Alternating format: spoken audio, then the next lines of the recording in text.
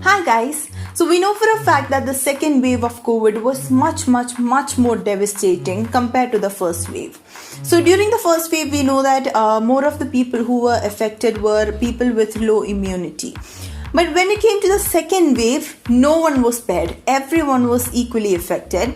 And one another change from the first wave to the second wave that we saw was that during the first wave, there were a particular group of people who were affected. So mainly the elderly citizens who were above 45 or who were above 60 were mostly affected.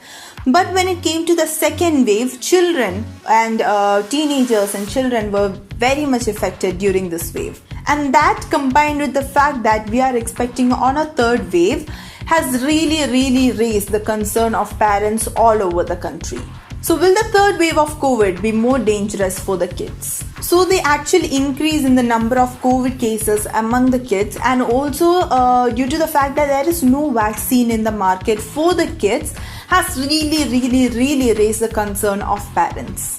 So as a solution for this concern, recently the AIIMS director Dr. Randeep Guleria cleared up the air by stating that while it has been said children will be affected the most during the third wave of COVID-19, there has been no solid research or evidence so far which will prove the same.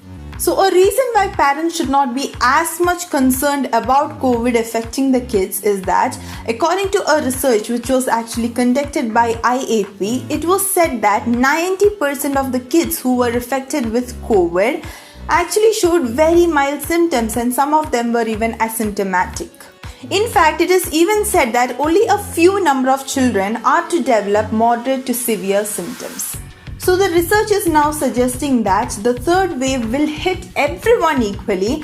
But why it is being said that kids will be affected more is that they do not have any vaccines in the market right now. So we know for a fact that right now for everyone above the age of 18 plus, free vaccines are done. So the number of vaccinations taking place in the country for adult is increasing.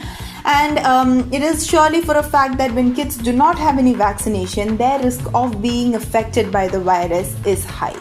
In fact, as per the doctor's suggestion, the number of COVID reports among children is not high because of the fact that more children are affected or only children are affected. It is much rather because of the fact that the spreading of the disease in the case of children is very high. But as we always say, prevention is 1,000 times better than cure. So here are some things that you need to keep in mind. So the main concern when it comes to kids is that they are unaware of the severity of the situation. So the first thing is to educate them, to educate on how severe and how deadly the disease actually is.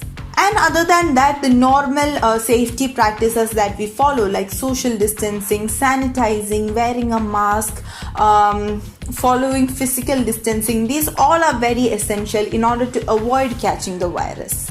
So with that being said, make sure to let us know your thoughts on this topic in the comments down below. And until next time, I am Devika Sajeesh and you're watching Bangalore 24/7.